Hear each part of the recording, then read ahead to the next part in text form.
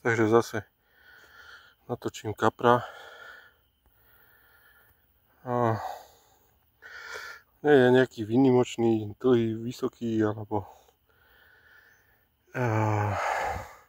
ťažký, ale chcel som ho natočiť kvôli tomu, že záber prišiel vlastne do 10 minút a je strašne dôležité, aké príchute používate. V lete treba používať letné, a v zime zimné. Jediná sa na kulu chytať celý rok. Jednu a tú istú, respektíve dá sa, ale proste to jak treba chytať tým, čo je, na čo to je určené.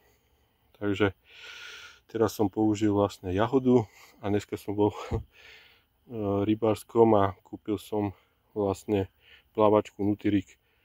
Hej, takže Nutirik ananás, to sú letné príchute. Keď sa chce zvýrazniť obyčajné gula, tak tam dajte aspoň plávačku a prípadne použite dip. Nervózny je, tak ho idem pustiť. Zatím čaute.